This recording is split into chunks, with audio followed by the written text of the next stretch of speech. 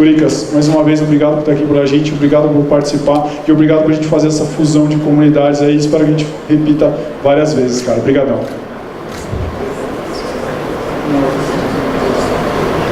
Boa tarde, pessoal. Bom, antes de começar, eu queria pedir uma salva de palmas para essa galera que está organizando esse evento aqui.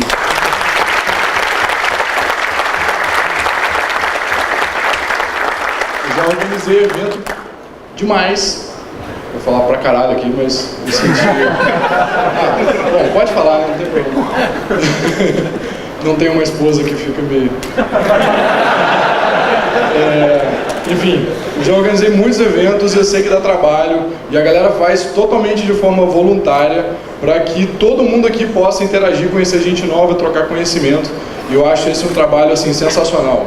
Tipo, com certeza a galera ficou noite sem dormir, teve que ficar trabalhando, fazendo um monte de coisa, um monte de atividade para que esse evento aqui aconteça, e é muito importante o trabalho desses caras.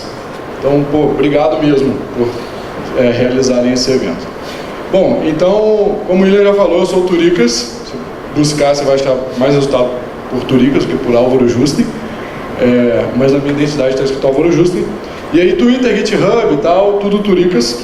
Essa palestra aqui ela já está online, tá? Então não precisa, eu vou citar um monte de link, um monte de coisa. E aí vocês não precisam ficar anotando, anota só esse link aqui, ó.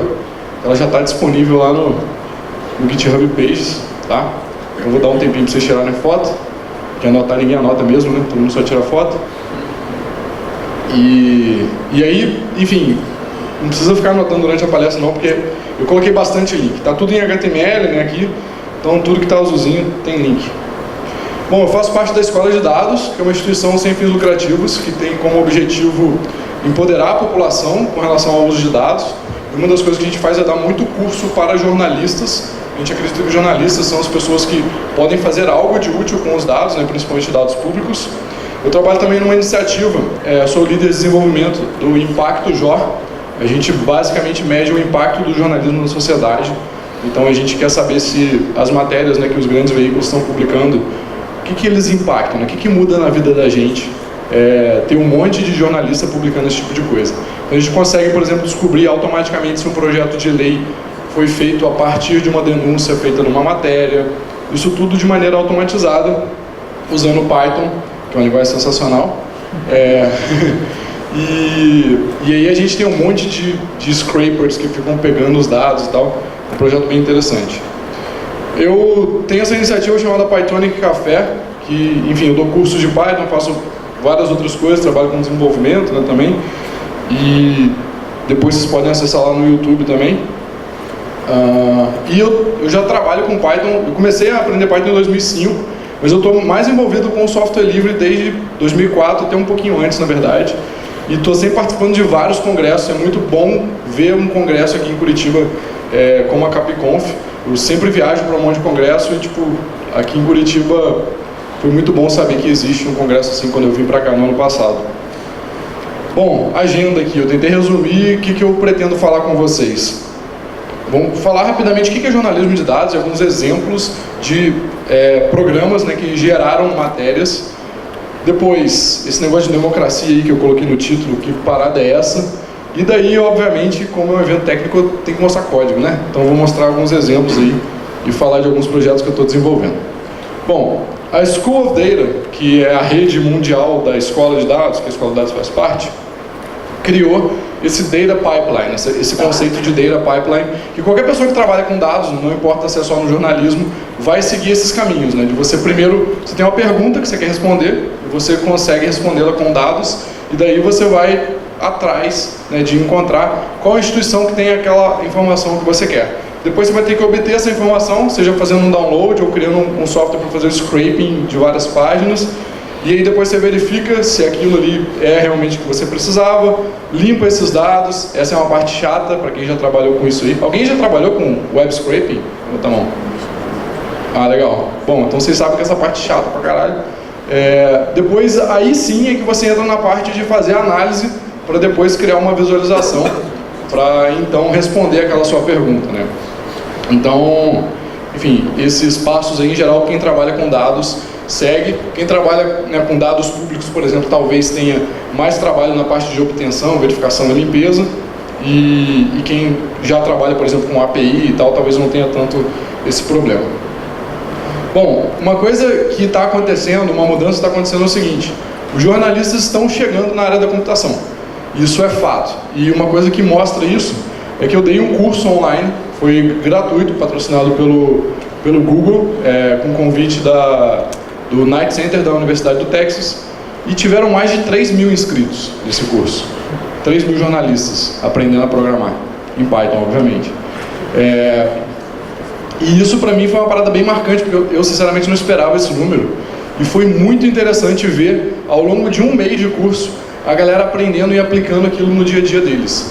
Então, o pessoal está super engajado, porque hoje, se você, por exemplo, trabalha com jornalismo, você precisa saber trabalhar com dados, né? E saber programar é uma das formas que você tem de automatizar processos e conseguir fazer muito mais coisas do que você faria normalmente. Inclusive porque existem bases de dados que não vão abrir, por exemplo, no Excel, né? A gente está falando aí de milhões de registros e coisas assim. Então a galera está chegando e tem muita coisa mudando nesse mundo de dados abertos por conta disso. E nesse caso o Python é uma linguagem bem interessante para quem está começando a aprender. Mas antes de falar diretamente de Python, vou mostrar aqui para vocês alguns exemplos de produtos jornalísticos que eu colaborei com o desenvolvimento e que a base deles foi um software que eu desenvolvi. Então eu fiz um trabalho para Gênero e Número, principalmente em 2016. Para quem não conhece, é uma revista online que debate questões de gênero no Brasil e América Latina. E daí, por exemplo, a gente descobriu isso daqui. Nas eleições de 2016, 68% dos municípios não tiveram uma candidata à prefeitura. Então tem toda uma questão de representatividade aqui que é um problema, né? A gente fez isso daí tudo usando dados públicos, com as informações lá que o TSE disponibiliza. Outro, a gente descobriu um esquema de candidatas fantasmas, na verdade. Os partidos políticos utilizaram algumas mulheres para conseguir cumprir a cota, enfim, mínima do legislativo. Tá ali o link para edição, depois vocês podem ver mais detalhes. Mas isso aí foi uma coisa, inclusive, que várias pessoas suspeitavam, mas aí quando alguém falava sobre isso, enfim, sempre era desmentido e tal. A gente foi atrás do dado oficial e conseguimos provar isso daí. Outra questão é a representatividade no espaço público. Então a gente fez uma análise e classificação por gênero dos nomes dos logradouros do Brasil inteiro. E essa pauta, inclusive, gerou esse vídeo aqui, Rua Substantivo Ainda Masculino. E foi bem interessante porque geraram outras discussões além só da matéria e do vídeo. Tiveram alguns eventos presenciais que as meninas fizeram em Recife, Porto Alegre, Rio de Janeiro. Isso tudo baseado em código, né? Obviamente tem todo um trabalho jornalístico por trás, mas para a galera chegar nessas matérias, tudo isso foi baseado em alguns programas que eu fiz para capturar esses dados, converter, analisar e tudo mais. Eu também fiz uma matéria para a Pública, que é uma agência de jornalismo independente, que tem inclusive a Casa Pública lá no Rio. E daí a gente publiquei junto com o Adriano Belisário. As matérias na Gênero e Número publiquei junto com a Natália Mazotti, que é uma amiga minha que é jornalista. E na Pública saiu junto com o Adriano Belisário sobre o sorteio dos processos do Supremo Tribunal Federal. Não sei se vocês acompanharam aí recentemente, mas o Supremo tem um mecanismo de sorteio lá, né, para qual juiz que vai, enfim, o processo, e isso não é público. E essa é uma questão bem bizarra em termos de democracia. E aí eu tive que pegar todos os processos do Supremo, todos os andamentos, para a gente conseguir fazer uma análise em cima disso e tentar entender se existe alguma regra ali por trás, enfim, e cobrar um pouco disso para eles aí. Infelizmente ainda não liberaram nenhuma informação sobre isso, mas isso daqui é, de certa forma, uma denúncia, né, que a gente está fazendo para que a gente consiga, de alguma forma, melhorar aí a questão da democracia. Eu fiz alguns trabalhos também para o Correio 24 Horas, que é o maior jornal da Bahia, e daí a gente descobriu, por exemplo, que algumas praias que vários turistas frequentavam e tal não estavam muito boas, as condições de vulnerabilidade não estavam tão legais assim. O censo popular também, né, sobre as condições das praias é completamente diferente do que os dados mostram. E daí saiu manchete, saíram várias matérias sobre essa questão da vulnerabilidade. Inclusive vou mostrar exemplo de código disso aqui, que eu tive que converter uns PDFs lá e tal. Eu fiz também um trabalho junto com... Esse trabalho no Correio foi junto com o Juan Torres e no The Intercept Brasil. Quem conhece o Intercept aqui, só para saber? Ah, legal. Bom, o Intercept surgiu nos Estados Unidos e a motivação principal foi para poder liberar os documentos relacionados lá ao Snowden. E aí tem um capítulo aqui no Brasil também, e eu tenho feito um trabalho com eles. Um deles tem a ver com a questão da doação de campanha, e daí a gente fez uma análise histórica. Então, desde 2002, a Odebrecht já doou para mais de 1000 candidatos, independente do partido. Aí a gente fez uma análise bem profunda sobre essa questão de doação de campanha. O TSE tem todos esses dados, galera, isso é público. Outra questão é que a oposição recebeu menos de 2%, né? O pessoal sempre liga a questão de corrupção a um partido específico. Então, uma das coisas que a gente tentou fazer foi justamente ver se existia um viés para algum partido ou não, né? E nas eleições, nos anos 90, por exemplo, a oposição recebeu menos de 2%. Nessa época, quem recebeu é a galera que estava no poder. E depois eles foram, obviamente, mudando um pouco, mas sempre doando para vários partidos. Na matéria, obviamente, tem mais detalhes, não dá para eu falar isso tudo aqui. Cara de pau, né? Mesmo após Lava Jato, a família Odebrecht manteve doações de campanha em 2016. E aí a gente fez uma análise também desses dados aí. Isso é doação legal, tá, gente?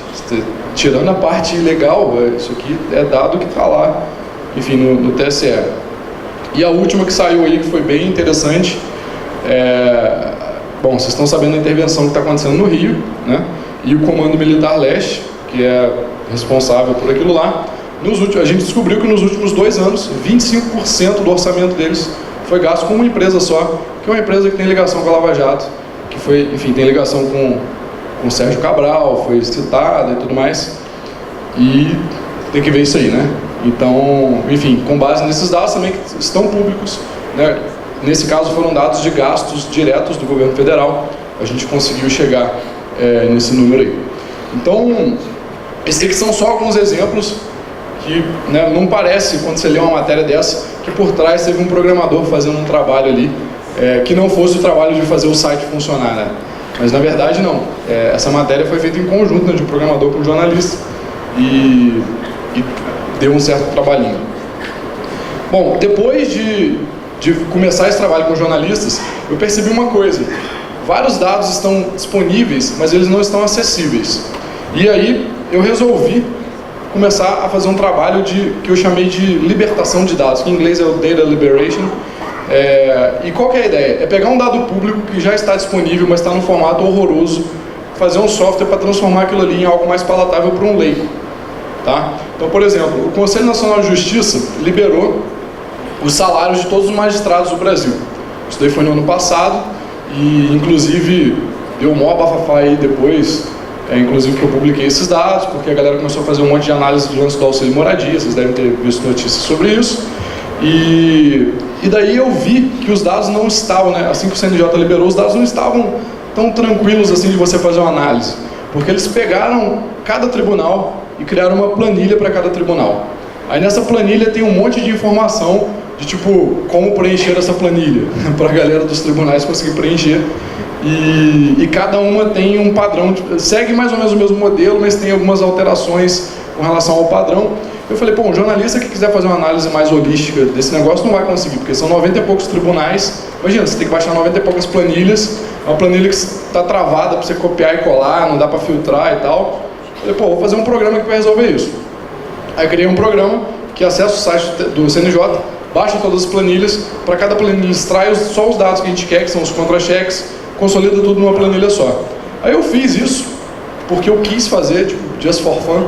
Publiquei o código, publiquei os dados e teve uma repercussão bem maneira. Quando eu tirei essa screenshot aí, que já tem um tempo, tinha praticamente 3.000 retweets, 3.000 likes e quase 2.000 retweets esse tweet. E aí um monte de veículos acabou usando esses dados aí e teve uma repercussão bem maneira. Isso mostra que existe uma demanda por dados abertos em formatos acessíveis, certo? Antes, obviamente, a galera já estava fazendo um monte de reportagem em cima desses dados, mas não estava saindo com uma frequência boa, justamente porque, enfim, eles não estão num formato muito fácil de se trabalhar. E aí eu comecei, enfim, a fazer isso bastante. Então, por exemplo, a Receita Federal liberou os dados dos sócios das empresas brasileiras, e para jornalista é muito importante conseguir, né, ver as ligações entre as pessoas, empresas e tal. Só que eles disponibilizaram um dump do banco lá. E aí, como é que o jornalista vai acessar o dump de um banco assim, né? Então eu fiz um programa, e ainda outra parada, eles disponibilizaram por unidade federativa. Então assim, o jornalista não quer saber, na verdade, se a pessoa tem uma empresa no Rio ou em São Paulo. Quer saber se a pessoa tem uma empresa e quem são os sócios, né? Imagina você tem que baixar 27 arquivos, procurar em 27 arquivos, né? Se uma determinada pessoa foi citada, tendo que abrir cada arquivo desse, né? Sendo o dump do banco. Daí eu fiz um programa para converter tudo para CSV, juntar tudo e depois joguei isso numa base de dados. Outro bem interessante que eu fiz também foi do ProUni.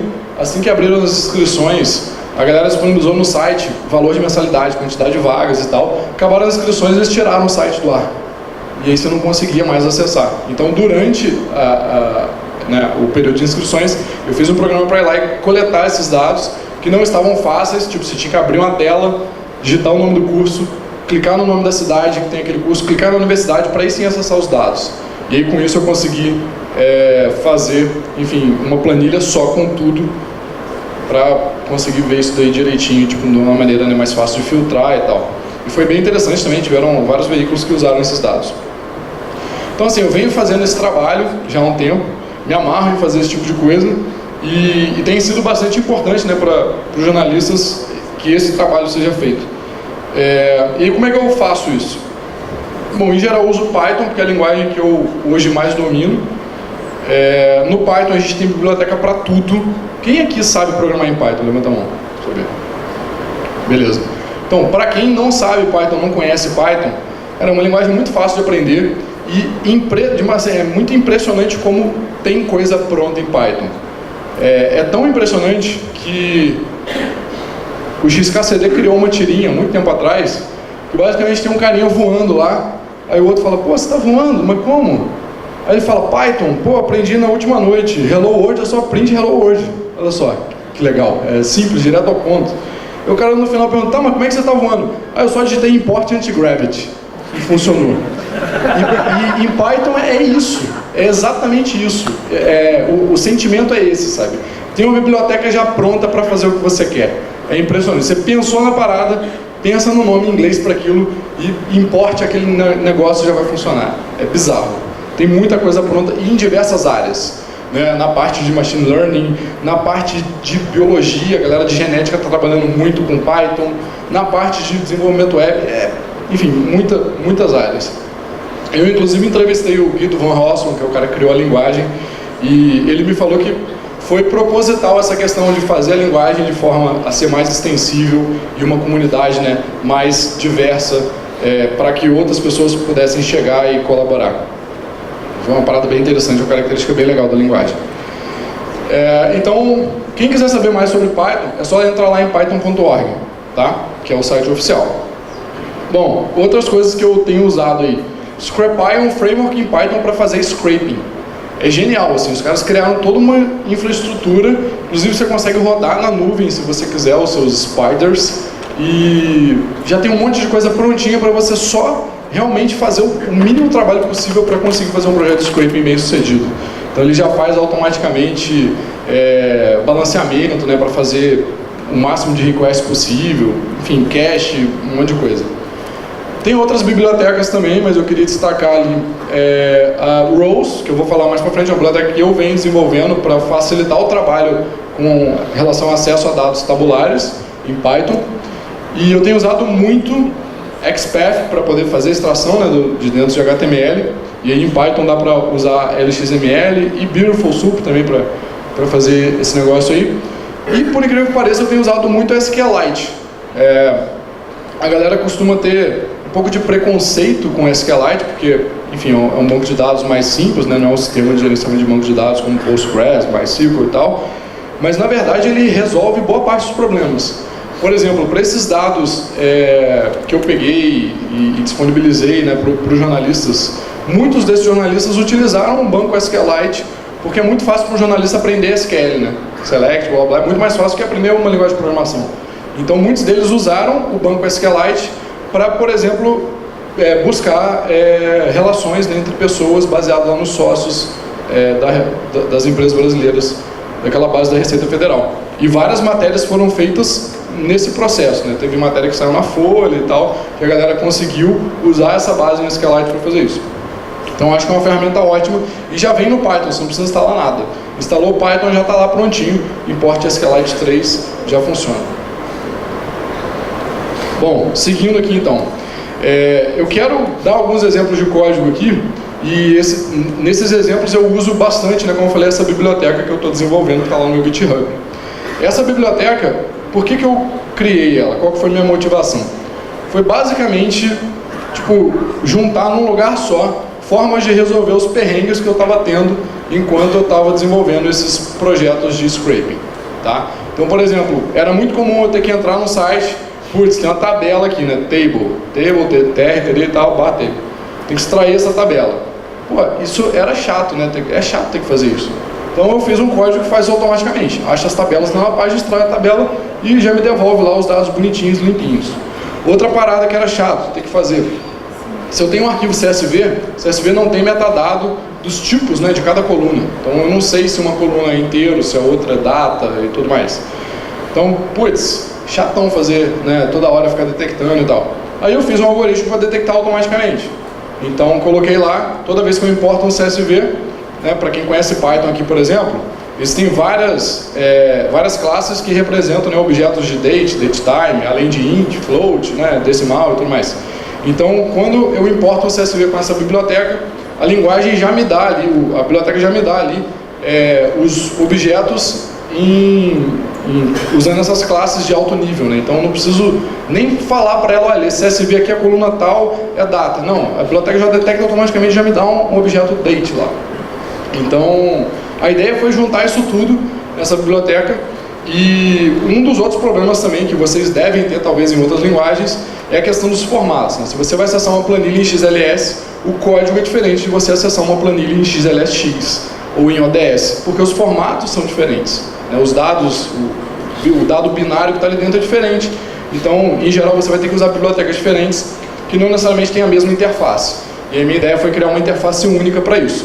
Então, hoje, essa biblioteca suporta CSV, XLS, XLSX, ODS, HTML, SQLite, PDF e mais outros formatos ali, e tudo com a mesma sintaxe. A API é igualzinha para todos esses casos, você consegue converter de qualquer um desses para qualquer um desses outros.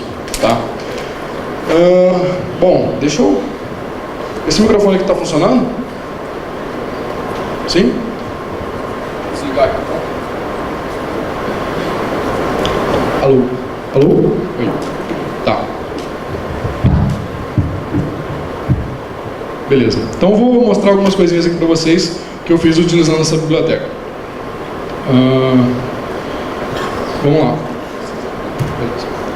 A primeira coisa, como eu falei, né, que me ajuda muito, é nessa questão de acessar um determinado formato, né, e para outros formatos que têm a mesma informação, eu consegui acessar da mesma maneira. Deixa eu abrir aqui o IPython. Então, se eu importar lá a biblioteca, dentro dela já tem um monte de função para importar, né, de diversos formatos. E aí, deixa eu pegar aqui um arquivo. Vou fazer o seguinte. Eu tenho aqui... Vou pegar esse do censo aqui do IBGE.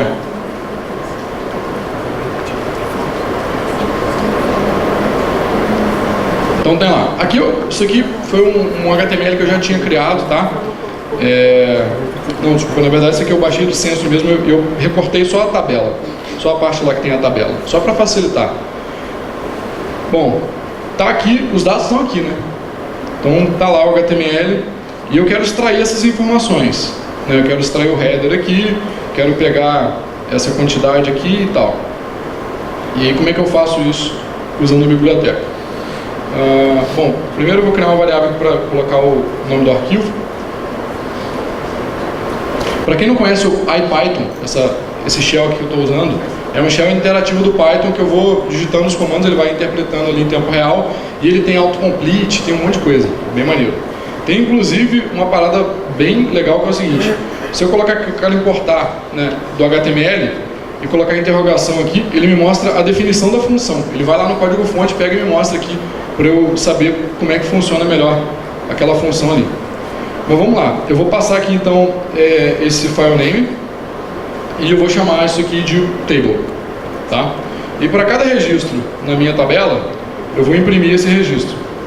E aí, olha só que legal, a biblioteca já me dá aqui, né, para cada registro ela vai criar esse objeto row, e aí eu tenho lá o F, município e pessoas. Então ela já identificou, né, que o cabeçalho ali, enfim, tem esses nomes e já cria os registros automaticamente baseado nisso, mesmo que tenha vindo de um HTML.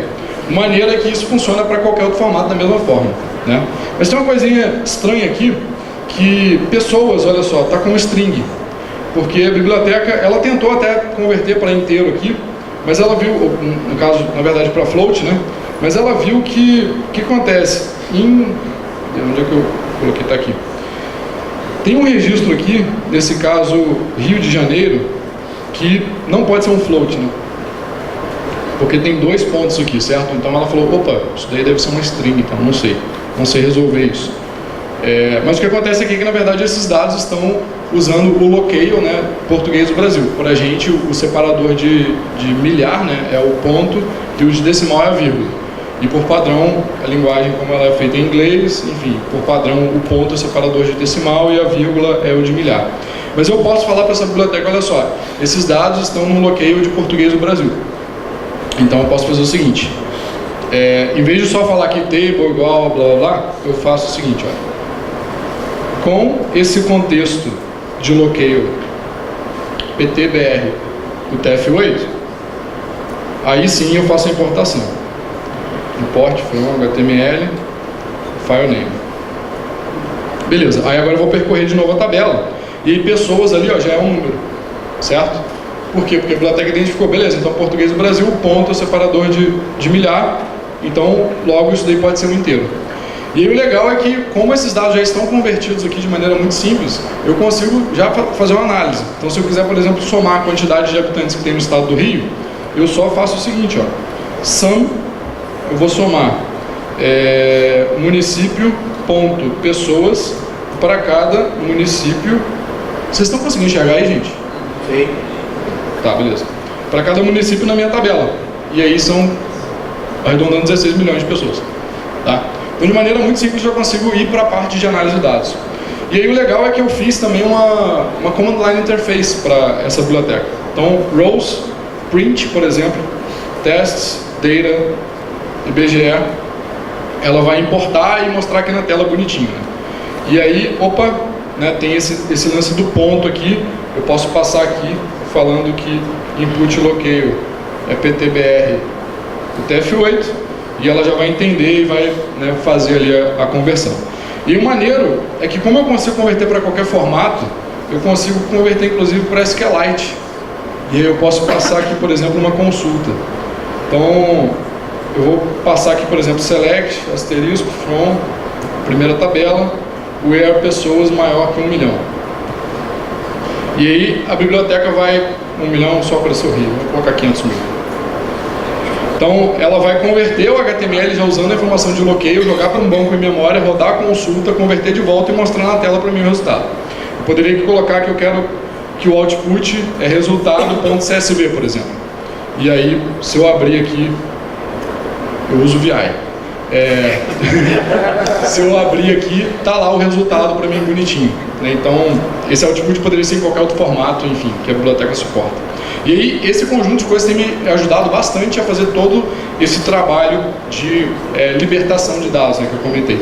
E uma das coisas que eu implementei recentemente foi a extração de tabelas de PDF automaticamente. Então, se eu pegar aqui, deixa eu ver aqui onde que tem... Deixa eu pegar vulnerabilidade. Eu vou mostrar aquele de vulnerabilidade lá. Eu fiz aqui um exemplo em que eu desenhei o algoritmo de detecção das tabelas. Deixa eu ver aqui. Então tem aqui 33281. 33281.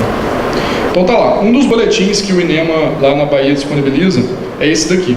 É um PDF, né, que tem uma tabela aqui, que tem o ponto da coleta lá que representa o código do lugar onde foi feita a coleta, né, o local da coleta mais específico e a categoria, está própria ou imprópria a vulnerabilidade, né. Aí tem uns outros textos aqui, tem umas imagens e tal, tem umas tabelas dessas que estão em várias páginas, então... deixa eu pegar aqui, essa daqui, por exemplo, deve ter 2 páginas. Não, tem até mais, ó. Então ela começa lá em cima, quebra e vai para baixo, tá? Aí, pô, preciso extrair esses dados daqui. É tudo texto, né? E como faz? Eu criei um algoritmo para pegar os objetos do PDF. Para quem não conhece o PDF, ele não tem informação semântica, né? Ele foi feito para apresentação. Então não tem ele falando, isso é uma tabela, isso é um parágrafo. Não, tem ali, tipo, isso é um retângulo, isso é uma linha, isso é um objeto texto, isso é um objeto imagem. Então não tem esses metadados para pegar facilmente isso. E aí, deixa eu só colocar aqui para vocês verem. Vai demorar um pouquinho, né, porque para fazer esse parsing do PDF... Opa! Esqueci de ativar o virtual env aqui, peraí.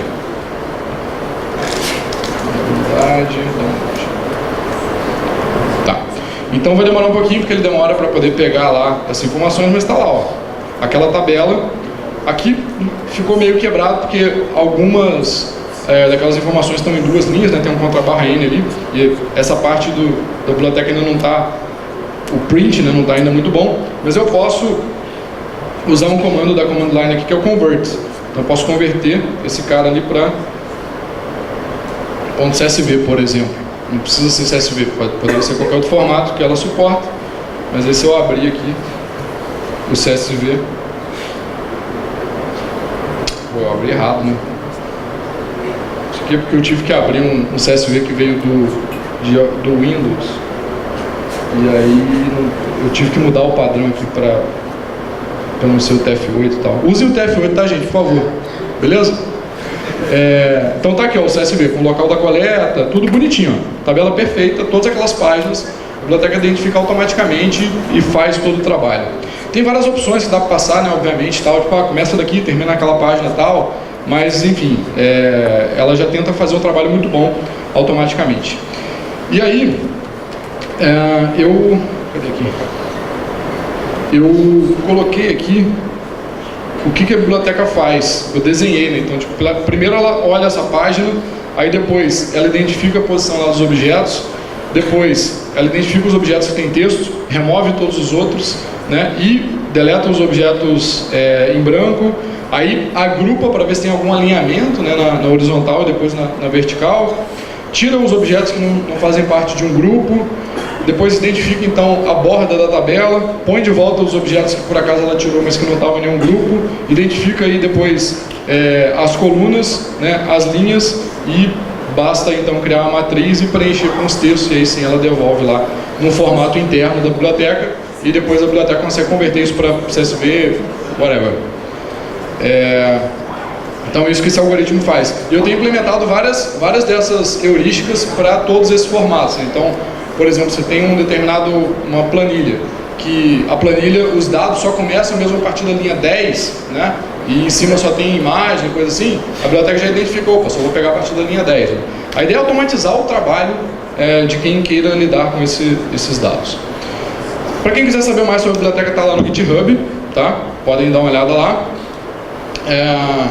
E aí aqui eu coloquei um slide só para eu lembrar de mostrar essa parada do PDF, mas eu já mostrei, lembrei.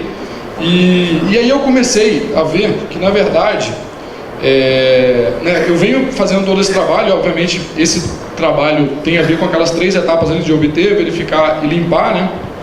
E essa é a maior parte dos projetos de análise de dados, pelo menos que eu tenho desenvolvido. E então eu estou tentando bastante resolver automaticamente aqueles 3 passos ali para que a gente consiga fazer os projetos de maneira mais rápida, né?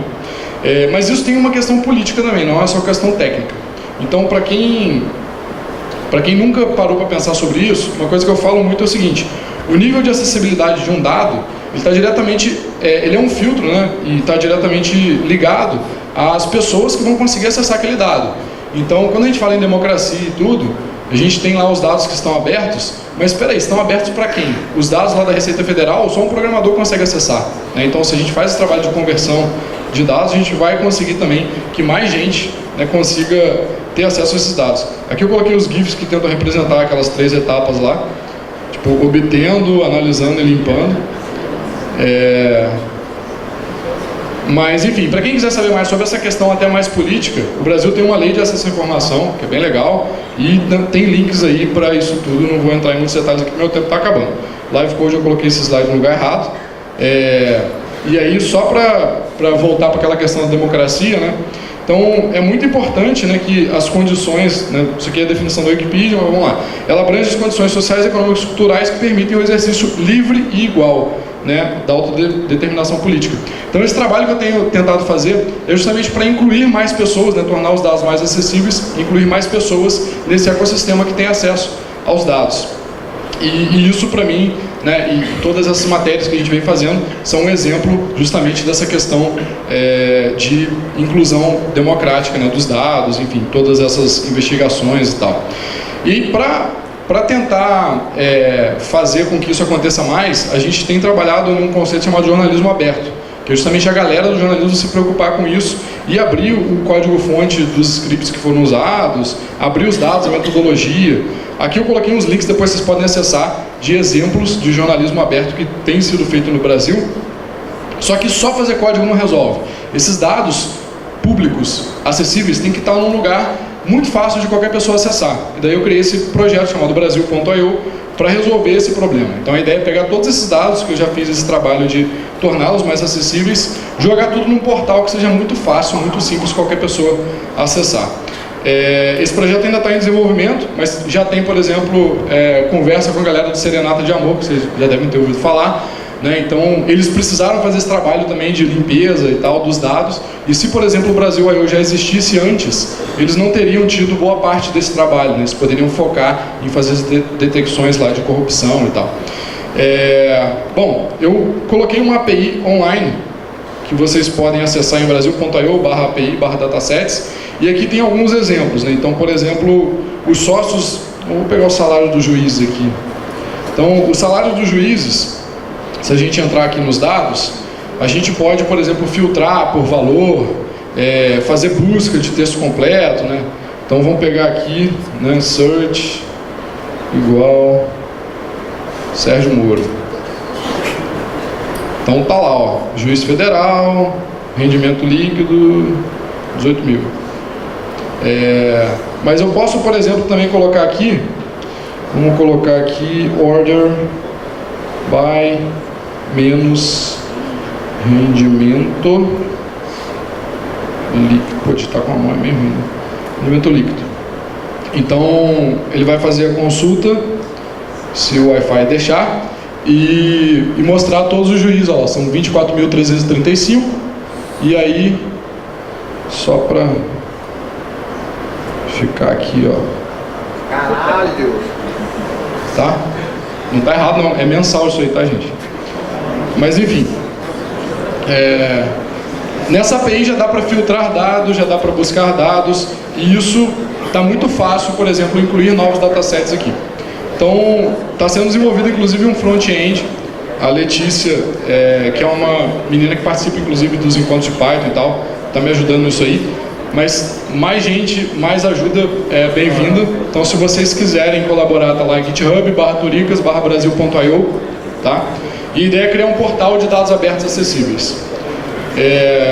Para quem quiser saber mais sobre Python, eu já estou acabando. A gente tem um grupo aqui de Python no Paraná, tem um grupo lá no Telegram, é o Python_PR, tá? Tem um evento que é o Caipira, que acontece no interior de São Paulo, e nesse ano vai ser em São Carlos. Já teve a Python Sul, já teve a Python Sudeste, enfim, rola muito evento de Python. Então, para quem tiver mais interesse, a Python Sul no ano que vem vai ser aqui em Curitiba, foi nesse ano em Florianópolis, ano que vem a gente está organizando aí, comunidade local. A Python Brasil desse ano vai ser em Natal, é uma boa desculpa, enfim, estar em Natal. E eu não tenho tempo para perguntas, mas se vocês tiverem alguma pergunta, eu vou estar aqui durante o evento. Twitter, só mandar um tweet lá, E, enfim, estou precisando de ajuda aí nesse projeto. Fiquem à vontade para colaborar. Obrigado. Obrigado.